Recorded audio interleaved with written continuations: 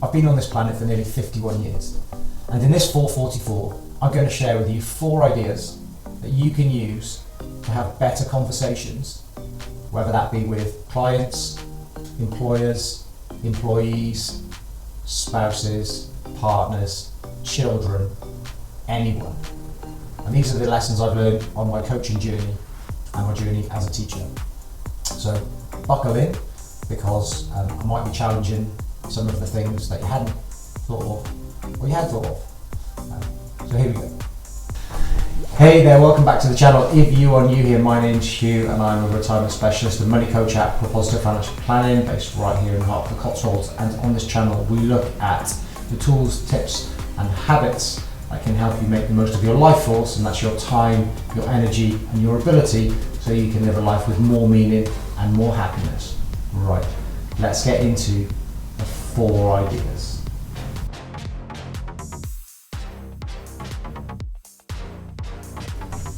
Don't ask why.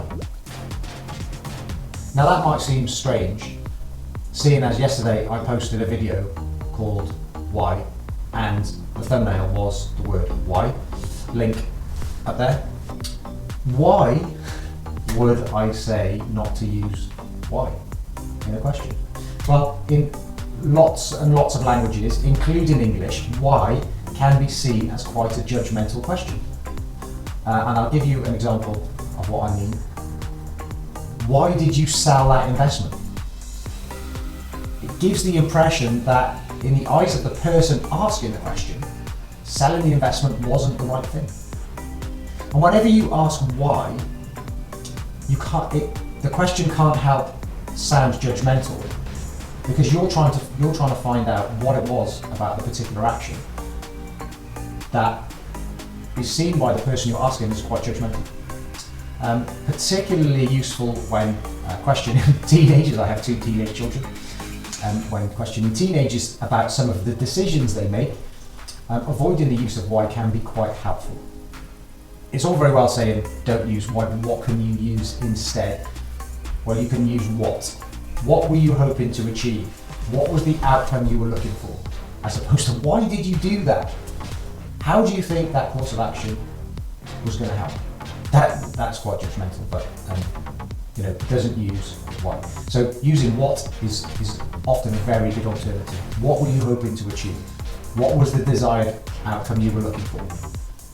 Top tip number 1, don't use why.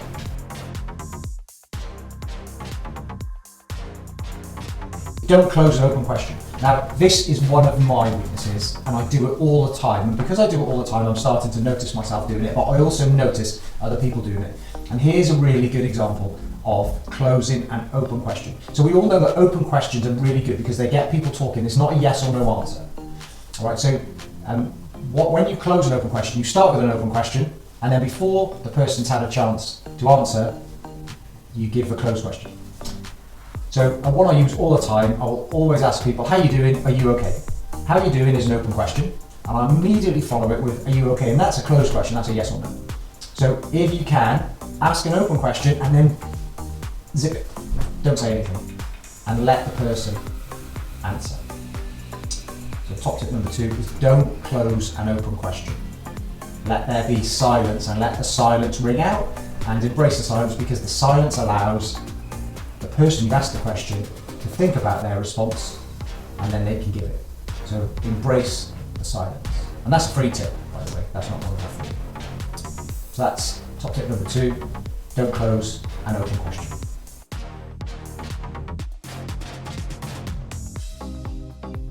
My third top tip for having more meaningful conversations is when you are looking back at what has happened, do it through the lens of no blame, no shame.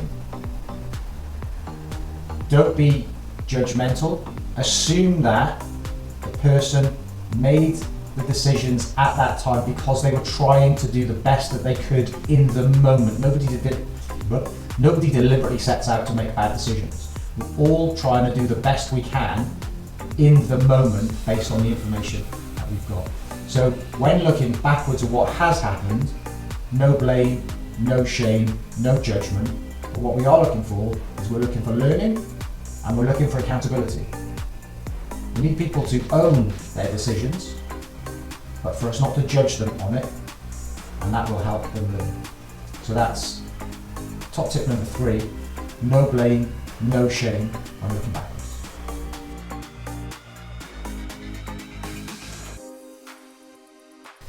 And the 4th top tip, the final one of this 444, is don't ask questions.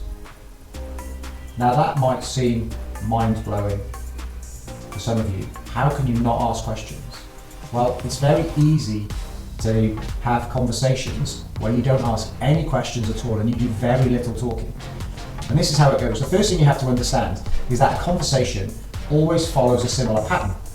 I speak, you speak, I speak, you speak, I speak, you speak. But it doesn't have to be words. So let's reframe that a little bit. It's my turn, your turn, my turn, your turn. And now what happens is, when you're speaking, that's your turn. And at some point you'll stop and then it'll be my turn. And all I have to do is I have to give you the signals to continue. So you're speaking and I'm nodding. Or I say, mm-hmm. Or I say, yeah. And then it's your turn again. And you keep going. So you can keep a conversation going as long as you take your turn. Now, when you ask questions, what you're actually doing is you're deviating from the person you're asking, their story, is you're changing the priority to your priority. It's what you want to find out, not what they want to talk about.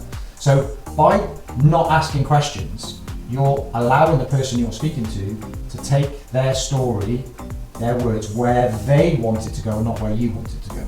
Because the moment I ask a question, that's to fill in some information in my mind and not where they're going. I have no idea where the person I'm speaking to wants to go. So what can you do instead of asking questions? Well, there's a couple of things that you can do to take your turn in the conversation. So the first one is to repeat back to the person what you've just heard. And a really good way of doing that is saying, so what I'm hearing is that, and then say back to them what you think they just said. Now, 2 things will happen here. Either you'll get it right and they'll go yes and carry on, or they'll say no, that's not what I said, and they'll correct you. So either way, you're getting more information, you're getting a deeper understanding. The second thing that you can do is that rather than ask a question or repeat back to them, you can make a statement. And you could say, well, it seems to me like this is really worrying you. And they can either agree or they'll disagree, depending on how the thoughts are coming out of their head. And so that's another way that you can take your turn in the conversation by making a statement rather than asking a question. You're assuming the answer to a question, are you worried, is yes. It seems to me like you're quite worried about this situation.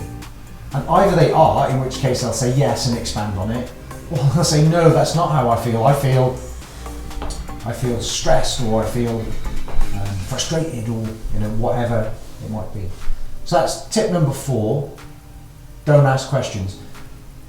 Another really good idea for taking your turn in the conversation is just to repeat back the last word or the last couple of words or phrase that the person asks in a sentence. So as they finish their turn, you just repeat back the last word or the last couple of words, few words they said back to them, and that gives them the permission to carry on talking. Now, when you talk about this, it seems really odd, but when you know about this, you notice it all the time. Nicky Campbell, the guy on 5 Live, radio interviewer, he does it all the time on his phone-in show, where he'll just repeat back the final word or the final few words, and the person will carry on. So we'll just use that sentence as an example, and the person will carry on. Carry on. Yeah, carry on.